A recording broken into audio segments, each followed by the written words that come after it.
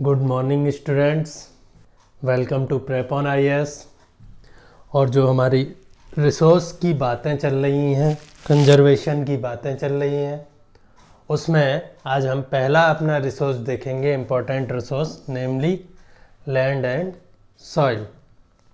इनका क्या इम्पोर्टेंस है, why it is necessary for us, क्या प्रॉब्लम्स फेस कर रहे हैं ये रिसोर्सेज ह्यूमंस की वजह से, एंड इनकी conservation techniques separately both for land and soil. आपको पता है अर्थ कैसा एक जियोइड शेप है, राउंड भी कह सकते हैं, पर मैंने आपको याद दिलाने के लिए जानबूझ के क्या बोला है, जियोइड। कैसा शेप है अर्थ का, जियोइड, थोड़ा सा बल्जिंग है इक्वेटर पे, ठीक है। Just to remind you of the physical geography. इस अर्थ पे हम सबको पता है कि ऑलमोस्ट 70%, एग्जैक्टली बोलें तो 71% में क्या है, वाटर या ओशियंस है, वाटर बॉडीज़ है, जो भी है oceans, seas and bays, water bodies है।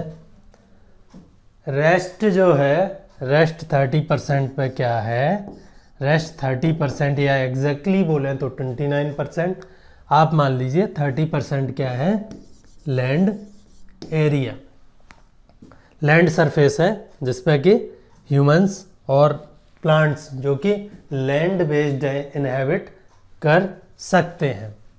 तो 70% तो चला गया किसके लिए, एक्वेटिक एनिमल के लिए। ऑलरेडी जो अर्थ की टोटल सरफेस एरिया है उसमें से लगभग 70% तो हमारे लिए वैसे ही अवेलेबल नहीं है। अब ये जो 30% है, इस पे ही हम रहते हैं, हम अपने खाना उगाते हैं, हमारी इंडस्ट्रीज़ हैं, हमारी सिटीज़ हैं, हमारा कम्युनिकेशन नेटवर्क और ट्रांसपोर्ट वगैरह सब कुछ इसी पे है। तो ऑब्वियसली लैंड क्या है, एक स्कार्स रिसोर्स है। आपको पता है लैंड की प्राइसेस स्काई रॉकेटिंग है, हमेशा बढ़ती जा रही हैं। तो लैंड क्या है, एक स्कार्स रिसोर्स है। अब ये जो 30% अवेलेबल है ह्यूमंस को, उसमें से भी करीब आप कह लीजिए 60 to 70% तो कैसा है, नॉट वेरी इनहेबिटेबल, बहुत ज़्यादा अनुकूल नहीं है रहने के लायक। कैसा है, इसमें क्या है, एक्सट्रीम क्लाइमेट है, जिससे एक्सट्रीम क्लाइमेट है जिससे कि यहाँ पे जो बसने वाली जनसंख्या है, जनता है, वो बहुत कम है। फॉर एग्ज़ाम्पल अंटार्कटिका एक पूरा ही कंटिनेंट क्या है, बिल्कुल अनइनहेबिटेड बाई ह्यूमंस है। कोई वहाँ रहने के लिए, लाइवलीहुड के लिए नहीं रहता है। रिसर्च स्टेशंस वगैरह तो हैं अंटार्कटिका में, पर वहाँ क्या नहीं है, कोई human habitation as such for livelihood नहीं है। एक अंटार्कटिका हो गया। देन ग्रीनलैंड का भी नाम सुना होगा, Siberia, Alaska, northern part of Canada, northern Canada, then Sahara और other hot desert, interior of Australia,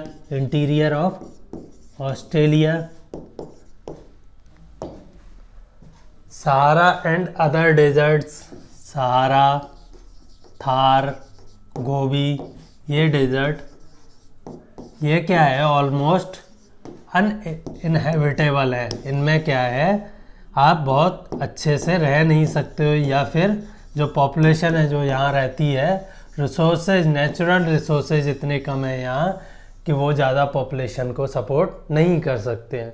तो इससे एक इंटरेस्टिंग बात निकल के सामने आती है, वो क्या है, जो 90% ऑफ ह्यूमन पॉपुलेशन है वो ऑलमोस्ट कितने एरिया में रहती है, 90% of human population lives in, human population lives on only, जो 30% of the total land area earth की सरफेस पर total land area as compare to total earth surface 30% है, उसका भी 30%। जो सिर्फ अगर हम लैंड सरफेस की बात करें तो उसके सिर्फ लगभग 1/3 पे पूरी कितनी 90% जनसंख्या रहती है, जनता रहती है, और बाकी की जो 10% है वो बहुत ही स्पार्सली डिस्ट्रीब्यूटेड है। Rest of the 70% of the land जो है। तो आपको समझ में आ गया होगा कि एक तो लैंड क्या है, इसकी वजह से लैंड क्या है, स्कार्स है, और दूसरा एक और चीज़ है कि लैंड अगर अनइनहेबिटेबल है तो फिर आप वहाँ नहीं रह सकते हो। इसका मतलब लैंड कितना ज़रूरी है इनहेबिटेशन के लिए, या पॉपुलेशन के रहने के लिए, या फिर लाइवलीहुड के लिए। ठीक है, इतना समझ में आ गया। इसीलिए लैंड की इम्पोर्टेंस इतनी ज़्यादा है ह्यूमन हैबिटेशन पे देखें हैं कि जो अर्लीस्ट सिविलाइजेशंस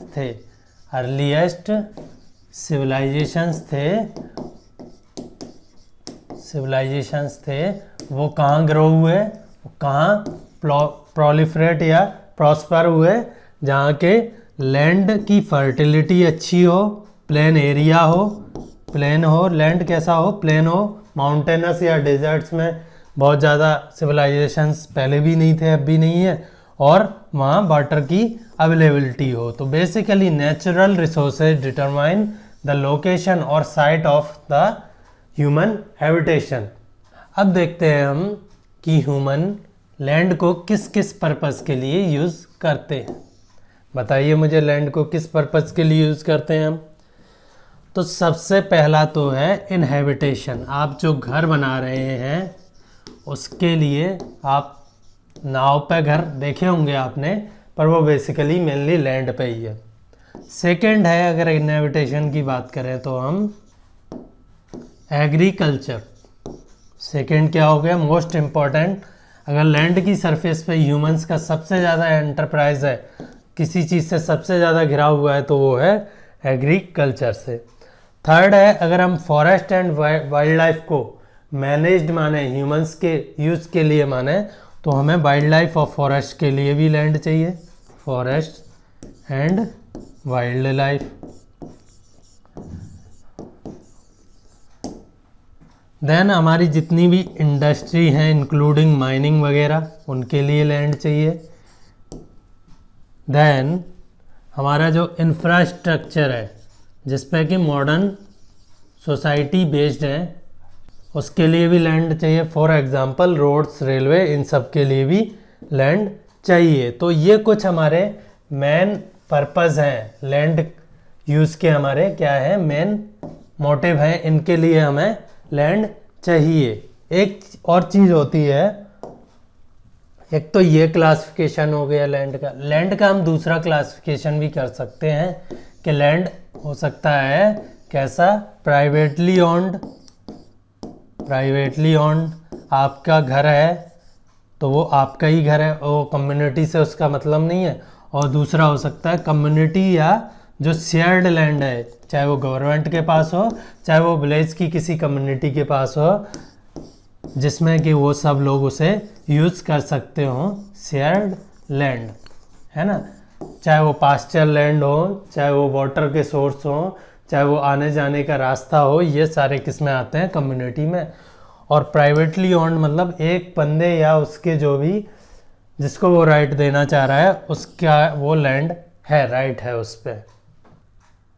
अब एक टर्म होता है क्या, लैंड यूज पैटर्न। ये क्या होता है? तो ये सिंपल है। लैंड यूज पैटर्न क्या है? प्लेसमेंट और arrangement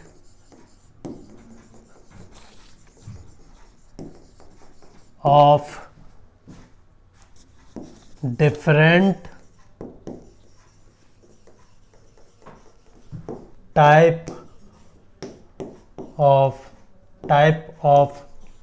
land use in any area। किसी भी एरिया में किस तरह से जो लैंड यूज़ का पैटर्न है, कैसे अरेंज्ड है, क्या पहले फॉरेस्ट है, क्या पहले फॉरेस्ट है या फिर नदियाँ हैं या फिर सेटलमेंट है, इंडस्ट्री है, उसको क्या बोल देते हैं, एनी एरिया और रीजन में क्या बोल देते हैं उसे, लैंड यूज पैटर्न।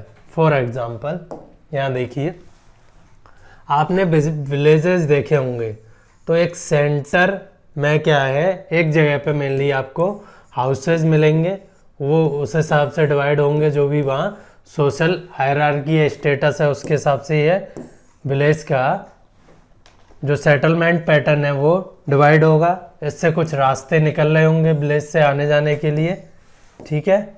और फिर इस विलेज के जो चारों तरफ क्या है, आपको बाड़े मिल जाएंगे या फिर जो काउ पेन जिन्हें बोलते हैं, जिनमें कि जानवर एनिमल्स के रहने की व्यवस्था होगी just surrounding the villages. Then फिर आपको क्या मिल जाएगा, जो फील्ड्स हैं, जो एग्रीकल्चरल फील्ड्स हैं, खेत वगैरह हैं, एग्रीकल्चर के मिल जाएंगे आपको, ठीक है। ज़रूरी नहीं है सर्कुलर है, पर जनरल ऐसा होता है अगर कोई और फैक्टर इनहेबिट नहीं कर रहा हो ग्रोथ को, तो जो सेटलमेंट की ग्रोथ है। देन आपको क्या मिल जाएगा, और बाहर निकलते ही एग्रीकल्चर फील्ड ख़त्म होते ही ऐसे लैंड्स जो जहाँ पे मेनली क्या ग्रास उग रही हो और फॉरेस्ट बहुत ज़्यादा नहीं हो, जिन्हें हम क्या बोल देते हैं, पास्चर लैंड्स, है ना, या कम्युनिटी लैंड भी बोल देते हैं, पास्चर लैंड। देन फाइनली आपको मिल जाएगा फॉरेस्ट वगैरह, जो कि बियॉन्ड पास्चर लैंड हैं, जो कि बियॉन्ड दी बाउंड्री और रीजन ऑफ द विलेज है। विलेज की बाउंड्री एज ए राइट समझ लीजिए आप, ट्रेडिशनल वे में वो कहाँ पास्चर लैंड्स पे ख़त्म हो जाता है, उसके बाद ये इंटर विलेज वाला रीजन हो जाता है या इंटर कम्युनिटी वाला रीजन हो जाता है। फॉर एग्जांपल फॉरेस्ट, आजकल तो ये गवर्नमेंट ने हत्या ली है, पर उससे पहले ये भी शेयर्ड रिसोर्सेज में आते थे। तो ये एक लैंड यूज का पैटर्न है कि कैसे लैंड कहाँ यूज हो रहा है, उसका क्या पैटर्न है, आप देख लीजिए। सिमिलर होता है अर्बन एरियाज में, जहाँ सेंटर में क्या रहता है, सेंट्रल बिजनेस डिस्ट्रिक्ट या सीबीडी, ठीक है। बहुत ज़्यादा जाने की ज़रूरत नहीं है, ऐसे ही एक एग्जांपल दे दिया जिससे आप समझ जाएं कि लैंड यूज पैटर्न क्या होता है। अब अगर हम प्रॉब्लम्स की बात करें, अब अगर हम प्रॉब्लम्स की बात करें, किसमें, लैंड में, लैंड पे जो प्रॉब्लम आने लग गई हैं, तो उनमें से मेन प्रॉब्लम क्या है, पहली प्रॉब्लम है over population and fragmentation of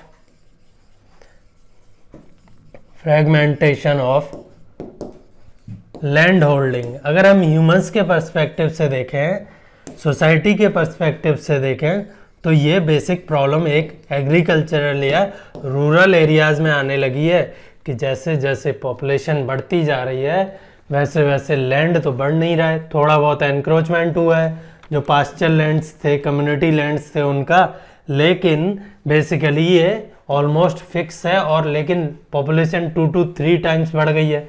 for example India की 1950s में पॉपुलेशन थी 40 करोड़ और अब ऑलमोस्ट कितनी हो गई है, 140 करोड़। तो 100 करोड़ पॉपुलेशन बढ़ गई है, तो लैंड थोड़ी ना इतना बड़ा है।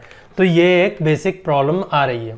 इसकी वजह से सारी प्रॉब्लम, बाकी की जितनी प्रॉब्लम है ओवर पॉपुलेशन की वजह से है, जैसे एनक्रोचमेंट ऑफ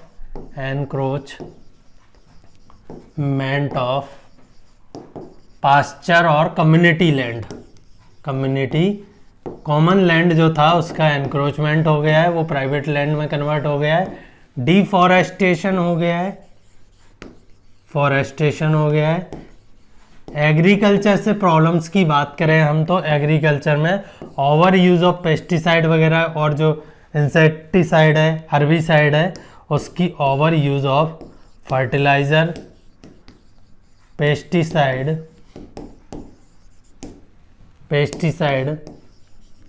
एटसेट्रा हो गया है, ये एग्रीकल्चर की प्रॉब्लम है। Then large scale change in land use pattern, जो लैंड यूज पैटर्न है वो अब उसमें लार्ज स्केल चेंज आ रहे हैं। फॉर एग्जांपल अब जो रूरल एरियाज थे वो क्या है, टाउन बन गए हैं, टाउन बन गए हैं, और पहले जहाँ एग्रीकल्चर या लाइव स्टॉक डोमिनेट करता था और थोड़ा सा हम लोग इकोसिस्टम के या जो नेचुरल थिंग्स हैं उनके करीब रहते थे, अब यहाँ क्या डोमिनेट करने लगा है, मैन्युफैक्चरिंग प्लस थोड़ा बहुत सर्विस सेक्टर। सिमिलरली जो टाउन थे वो बड़े अर्बन एरियाज बन गए और वहाँ क्या डोमिनेट करने लगा है, सर्विस एंड ट्रांसपोर्ट वगैरह। तो इससे क्या होने लगा है, इस प्रॉब्लम से ये होने लगा है कि टाउन्स में मैन्युफैक्चरिंग की वजह से पॉल्यूशन होने लगा है लैंड का, पॉल्यूशन ऑफ लैंड हो गया है। और जो लार्ज अर्बन एरियाज हैं उनमें तो complete pollution of land due to industrial, एक तो मैन्युफैक्चरिंग की वजह से हो गया है, यहाँ पे सर्विस सेक्टर या जो इंडस्ट्रियल वेस्ट है उसकी वजह से भी हो गया है।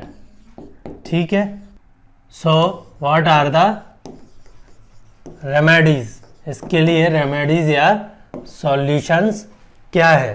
पहला तो है चेक ऑन पॉपुलेशन की जो ग्रोथ रेट है उस पर कंट्रोल कीजिए या इवन उसे रिवर्स कीजिए। सेकंड है जो भी कम्युनिटी लैंड या शेयर्ड लैंड या फॉरेस्ट पर एनक्रोचमेंट हुआ है उसे क्लियर करें। तो afforestation and once again community land वगैरह की व्यवस्था करना, सेकंड हो गया। थर्ड है जो भी सॉलिड वेस्ट मैनेजमेंट होता है, सॉलिड वेस्ट मैनेजमेंट है जो लार्ज सिटीज़ में जो हाउस होल्ड वेस्ट है उसको सही से मैनेज करना, अदरवाइज इसके बिना क्या हो रहा है, both land and water pollution हो रहा है, both land and water pollution हो रहा है। आप बड़ी सिटीज़ में चले जाइए या उनके बाहर आपको कचड़ों के पॉलीथीन के ढेर मिल जाएंगे। थोड़ा सा एग्रीकल्चर की बात करें तो एग्रीकल्चर में हमें क्या करना है, जो पेस्टिसाइड है और जो फर्टिलाइज़र है उसका कंजम्पशन कम करना है और ऑर्गेनिक फार्मिंग की तरफ बढ़ना है, ऑर्गेनिक फार्मिंग करना है। अब रह जाता है एक ही एरिया, क्या है, माइनिंग एंड इंडस्ट्री। तो माइनिंग एंड इंडस्ट्री का बेसिक है कि माइनिंग जो भी ओपन कास्ट माइंस हैं उनमें जो लैंड रिक्लेमेशन होता है, लैंड रिक्लेमेशन एंड रिहेबिलिटेशन उसको सीरियसली लिया जाए। क्या होता है, जनरली कंपनीज का ये जिम्मा तो रहता है कि उन्हें एक बार माइनिंग करके लैंड को रिक्लेम करना है और वहाँ पे जो भी फॉरेस्टेशन या कम्युनिटी है उन्हें रिहेबिलिटेट करना है, लेकिन ऐसा हकीकत में होता नहीं है, वो अपनी जिम्मेदारी से भाग जाती हैं।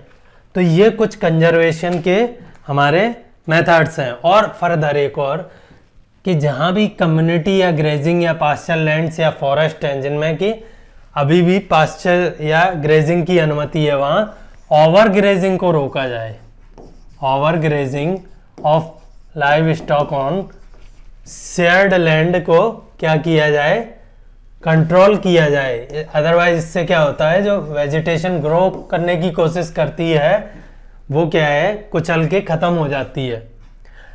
आपको अगर थोड़ा इंटरेस्ट है लैंड वगैरह में, लैंड रिक्लेमेशन में, तो एक टेड का वीडियो है, टेड टॉक का, उसमें देखिए कि अफ्रीका में एक बंदे ने कैसे, आप कह लीजिए मैनेज्ड ग्रेजिंग और एंड कम्युनिटी पार्टिसिपेशन की हेल्प से जो लैंड बंजर बनना था, जो कि डिजर्टिफिकेशन हो रहा था जिस लैंड का, उसको कैसे रिक्लेम किया है और वो लैंड अब कितना फर्टाइल और उपजाऊ, आप कह लीजिए प्रोडक्टिव हो गया है। सो ये आप देख सकते हैं टेड पे। So thank you, that's it for today's lecture. Soil अगले में करेंगे।